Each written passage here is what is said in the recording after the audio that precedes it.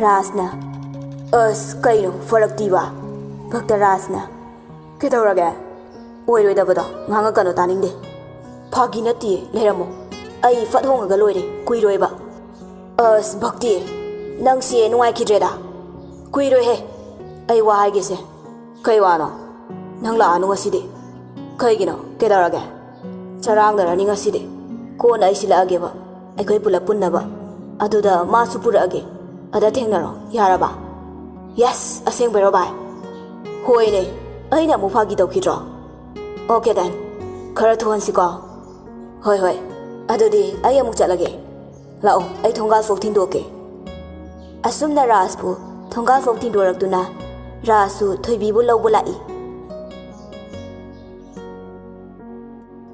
Thoibi hoigi school yorakpada suti tharamdri Madu ubada Ras sorgadi nena tanu hondoi Madi suti tharamadra Madi thoibidu matomta leiramgadra khanbada Mihuldu chengum cheganarambani School gate ki sorok wangmagiduda Nasik pambi ama hovadugi makhongda Garidu side tawraduna thoibibu ngairi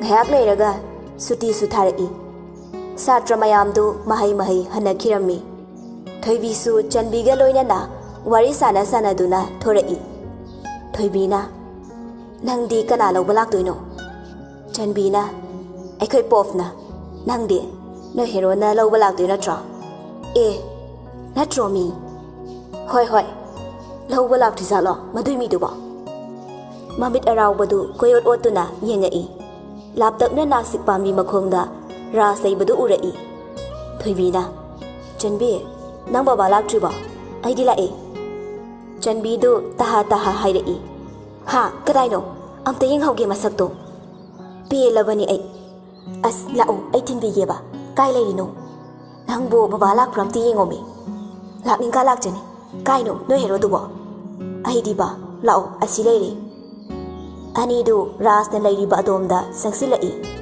Thoibina Daras Rasu thoibina kaurakpaduda Mamaidu fat laithorai Rasna Aidi nang tholaktrena Kaidarabano na khalurabani Thoibina Daras Imanabi Chanbi ne Aigi best friend ne Chanbida mu onsilli Aduga mana aigi bungne Rasna Chanbi di kaideno Chanbina Tiradagi ne Rasna Chanbi nang dilawba kana laktoino Rasna maminga kaurakpaduda Chanbidu masagadu ithak thakatli Chanbina Hoi kai baba laktoine Ado laktri male Ado oiragana ai thilamora Chanbina Yaranieda ai adu ngaige Thoibina Mavada phone tawkro Aikoi ga lakin haikro Daras phone dom tapiyo Se haidokro ai thinbirage Asumna Chanbibu thilamaga Makhoi ani mayumda halai Makhoi na halakpada Mahausagu makhoi ki sumangda Angang kharaga Sanatombaga sumangda Cricket sanaduna leirami Rajangakpa ubada Nauchana kaurai Daras la ohorase Rasna Hauramo Ai fi hongdorakige Rasu imungda changkirami Thoibisu ngasi wa machet amata Hairamdana imungda prap changkre Machangi mataudu ubada Sanatomba haifet ngaglap tawrami Adubu thoina khanjilludre Mahaki sana fomthokpa Adu makhatana sanakre Ngayak leiraga Rasu thoraktuna Sanabadu yaushille Ngasidi thoibidu Sanaba yauge haiduna Tholaktabaduda Mayamdu ngakpa fawnai Machin khara yangba nauchana Fat hangai Datomba Thoibi yauraroidro Kauthoro sanarase Yohendu thoibi palakpaduda Suglap tawna nauchada yenglai Nauchana Kaino ne Kari kuyengno Nasaktuga atanba nauthokro Aikoi sanage Nangdani thoibi ga dum khanase Aikoi amta khanazade Yohendu tumina lai Haizabai wani Ngasi phawba thoibina Angonda akaibamta tawde Mana da khanaba haurubani Maduda thoibisu sauduna Awai akhum tawkhiba ngakdani Ngasaidagi khanjana duna leiramba Sanatombadu Nauchagi waduda machanupidu kaidorabano khanduna kaurei. Sanatombana Thoibe Thoibe Thoibisu mabungna kaubadu taraduna imungdagi chenthorei. Kai haige tamo Sanatombana Sanarasi laodana mayam ngai leire. Thoibi rasta mamittu falak yengluraga peri peri tawraga hairei. Tamo ayaw ningdre. Nauchana Yaroi Thoibi lao sana seba nangai ni ngasai dagi. Thoibi na Naucha ayaw raroike nuya dum sanaro. Nauchana Yaroi lao Si hairaga Thoibi gi khudang du paiduna chingduna puge tawi. Thoibi du rasta mamit araubaduna yengai. Ras wadi ngangdi adubu yawro haibagi maungda mangagadu haifetang illi. Thoibi su chatkre Sanatombadu machanupina yawroi haibagi maram hauzikti khangi. Ras ki manalta sangsinduna phagi tawrai. Khara lairadi aigasa sanaba yawu yaroiga hairok tong mankreda. Si hairaga Ras ki manaktagi khitang sathoktuna lepi. Rasu nofet tawduna Sanatombada yengai. Asumna mayamdu harau harau sanaminaduna sandhya wairam yaudore haiduna sanabadu loisille. Thoibisu machin maya tengthoklaga makhong makhut kadu hamdoklaga fi asengba honglaba matung lai dhup katnaba hotnari. Dhup machaiduga candle duga mafam ayamba katpa loiramlaba matung maitana changba ama haptuna kambidu pairaduna laning thosana mahi mahaki masaigonda amuk changai. Maikruk tu khara hapchiladuna maikhu kahalli. Aduga laning thosana mahida kanbidu katlare. Nakanda candle dusu thami.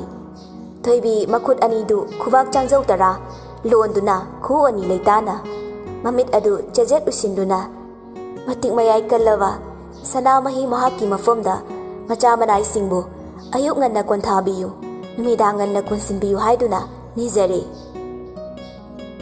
Pumna bagloiraba matung Thoibi mahaki kada changaktuna lairik pari. Raska Sanatombagasu thangnaba kaduda wari sanaduna lei. Sanatombana famungda phammi. Rasna table manakta thariba chokriduda phammi.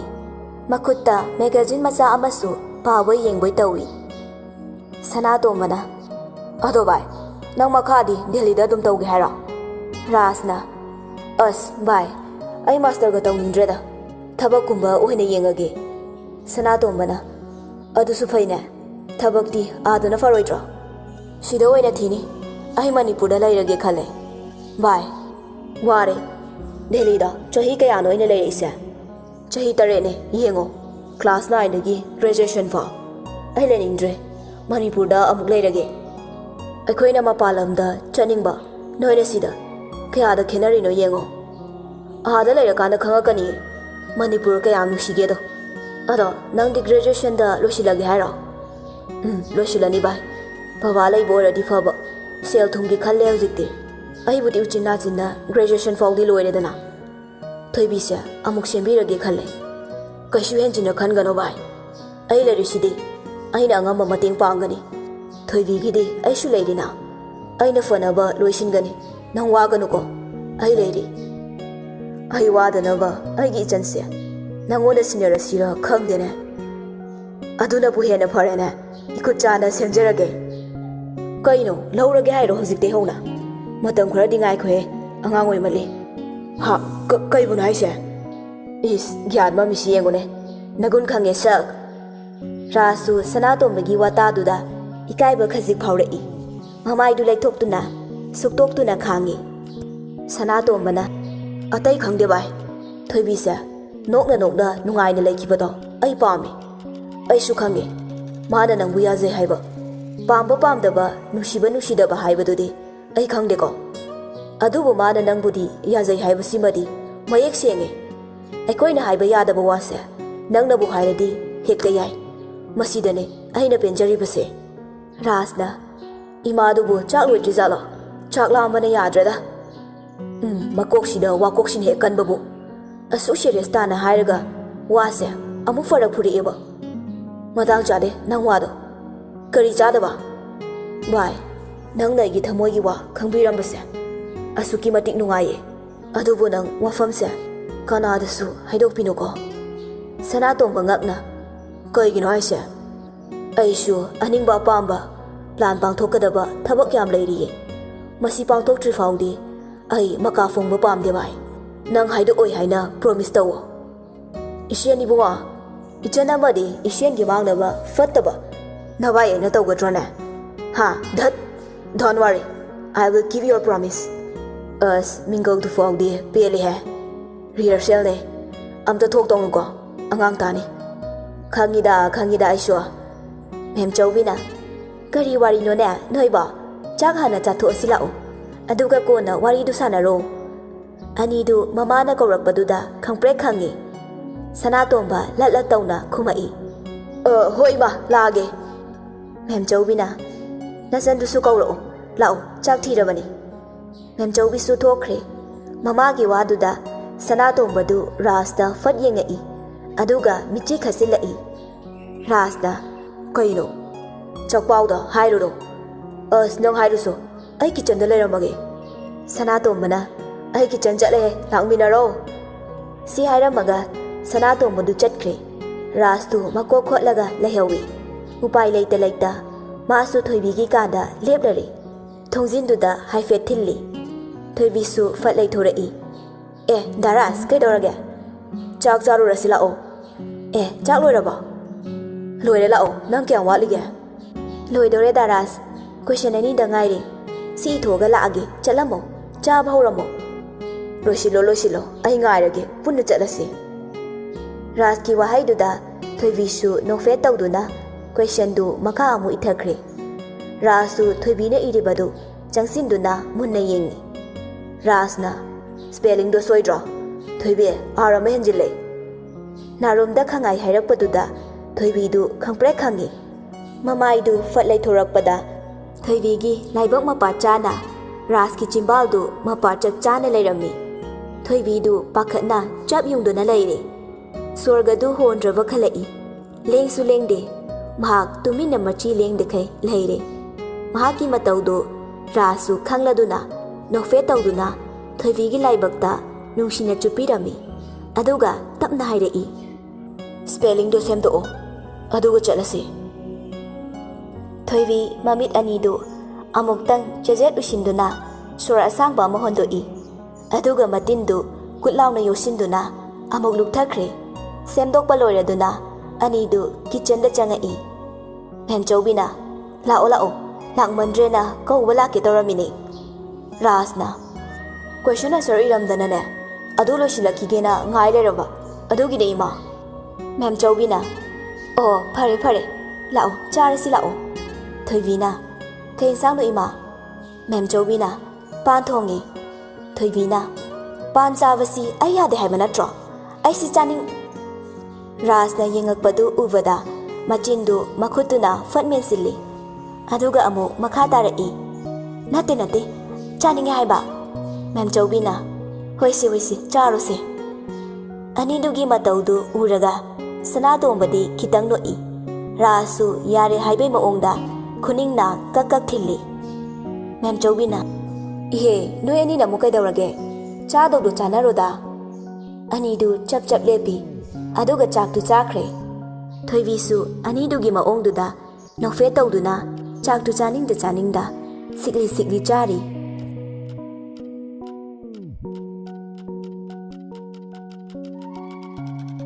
ꯅꯣꯡꯉꯥꯜꯂꯦ ꯃꯍꯧꯁꯥꯒꯨꯝ ꯁꯅꯥꯇꯣꯝꯕꯒ ꯔꯥꯖꯀꯗꯨ ꯋꯥꯀꯤꯡ ꯆꯦꯜꯂꯨꯕ ꯍꯜꯂꯛꯇꯨꯅ ꯚꯦꯔꯦꯟꯗꯥꯗꯨꯗ ꯃꯈꯣꯡ ꯌꯥꯟꯊꯗꯨꯅ ꯐꯝꯅ ꯋꯥꯔꯤ ꯁꯥꯟꯅꯔꯤ ꯔꯥꯖꯅ ꯍꯌꯦꯡꯗꯤ ꯈꯔ ꯉꯟꯅ ꯆꯠꯁꯦ ꯊꯦꯡꯃꯜꯂꯦ ꯁꯅꯥꯇꯣꯝꯕꯅ ꯆꯠꯁꯦ ꯊꯣꯏꯕꯤꯗꯨꯕꯨ ꯀꯥꯏ ꯆꯠꯈ꯭ꯔꯖꯥꯠꯅꯣ ꯂꯐꯣꯏꯁꯤ ꯄꯨꯁꯤꯜꯂꯗꯤ ꯐꯗꯧꯅꯤꯅꯦ ꯊꯣꯏꯕꯤ ꯃꯆꯟ ꯊꯣꯏꯕꯤꯕꯨ ꯀꯧꯊꯣꯛꯏ ꯁꯅꯥꯇꯣꯝꯕꯅ ꯊꯣꯏꯕꯤ ꯇꯥꯕ꯭ꯔꯣ ꯅꯪꯕꯣ ꯂꯐꯣꯏꯁꯤꯡꯁꯤ ꯂꯧꯁꯤꯜꯂꯨ ꯂꯥꯛꯑꯣꯅꯦ ꯊꯣꯏꯕꯤꯗꯨ ꯏꯃꯨꯡꯗꯒꯤ ꯊꯣꯔꯛꯇꯨꯅ ꯃꯕꯨꯡꯅ ꯀꯧꯕꯗꯨ ꯈꯨꯝꯒꯦ ꯇꯧꯔꯤ ꯑꯗꯨꯕꯨ ꯍꯛꯊꯤ ꯈꯜꯂꯛꯏ ꯔꯥꯖꯀ ꯁꯅꯥꯇꯣꯝꯕꯒꯗꯨ ꯊꯣꯏꯕꯤꯗ ꯄꯨꯂꯞ ꯌꯦꯡꯉꯛꯏ ꯃꯅꯥꯇꯣꯟꯒꯗꯨ ꯉꯛꯁꯪ ꯉꯥꯡꯗꯅ ꯃꯃꯤꯠꯀꯗꯨ ꯏꯄꯣꯝ ꯄꯣꯝꯅ ꯂꯩꯔꯝꯕꯗꯨ ꯎꯕꯗ ꯁꯅꯥꯇꯣꯝꯕꯗꯨ ꯄꯥꯈꯠꯅ ꯍꯪꯉꯛꯏ Kaidaure nangde?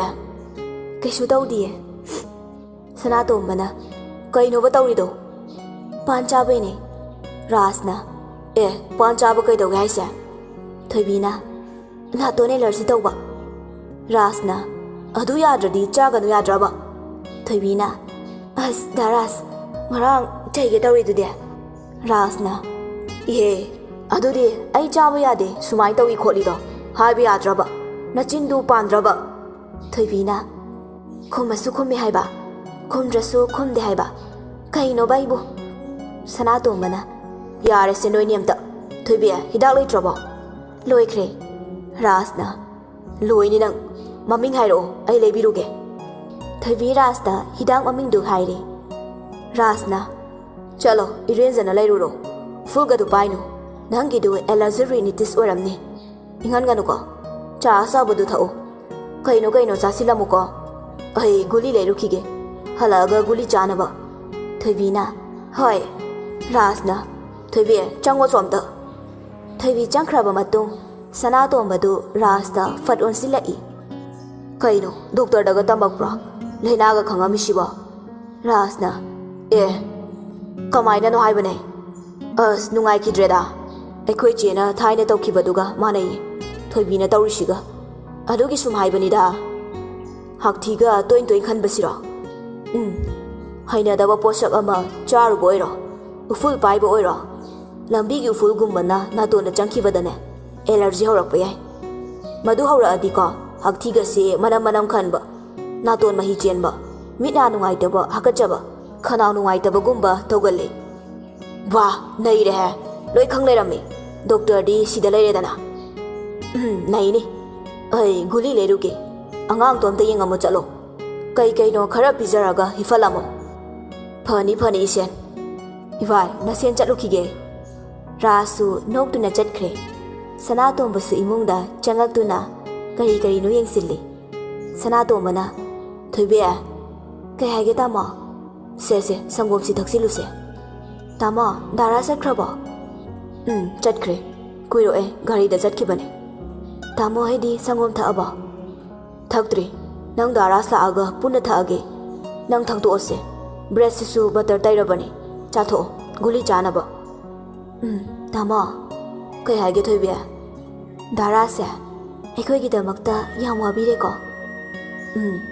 Ma dai khoi mungda pangliba mateng mayam se. Ai khalubada akiba fauri. Thoibe nang Rasna haiba iluko. Mana yadaba thabak tawganu.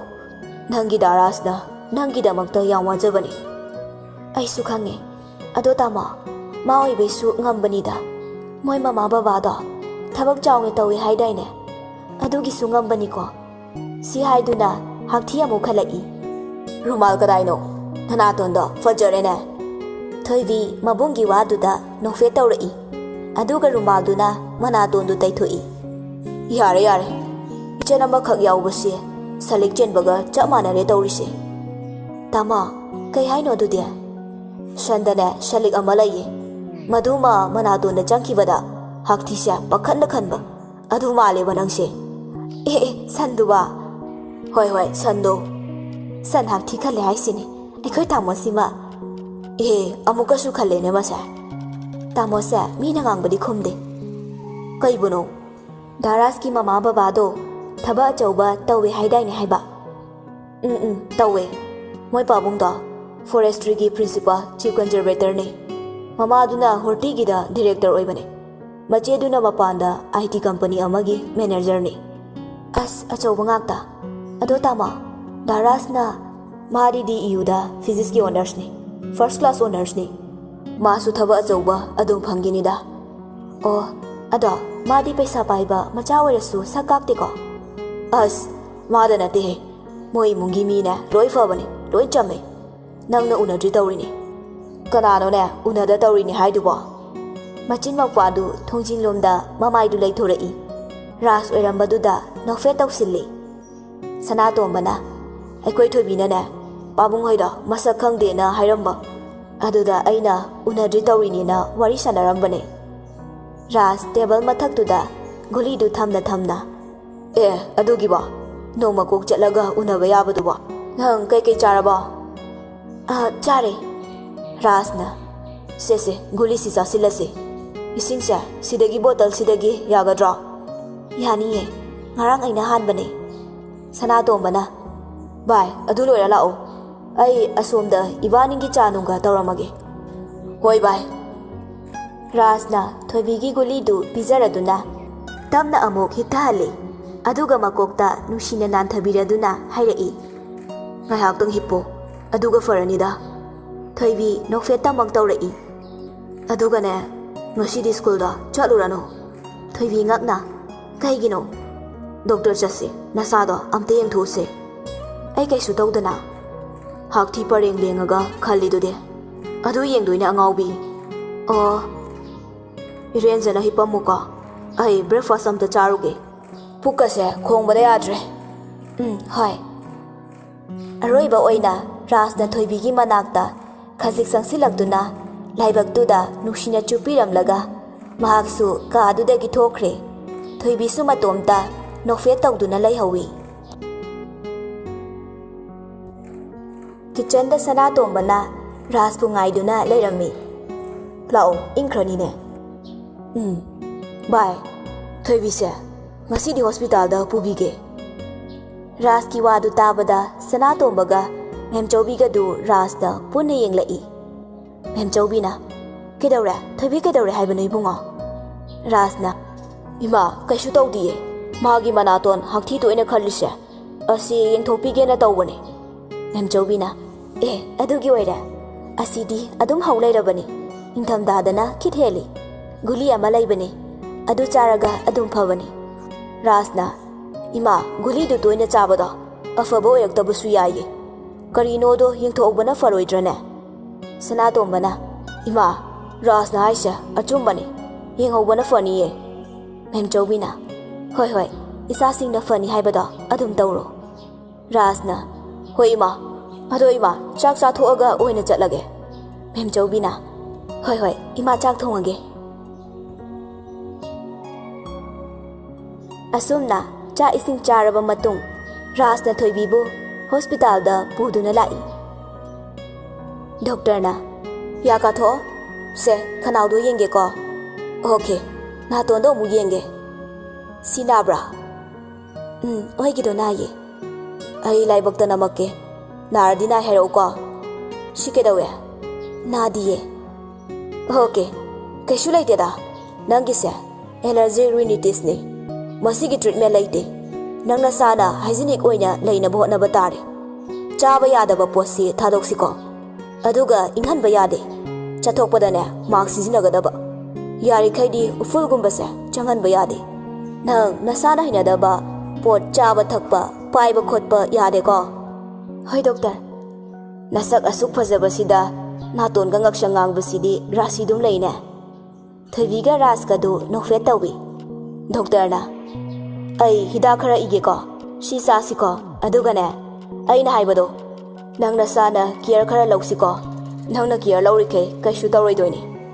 Hoi good sina chak chawa to oga chaga daba ko nongmada anirak aduga sina antibiotic ni tumam dai da dang charo aduga sina muscle spray ni nongmada 3 times kumba sizinaro yare ko.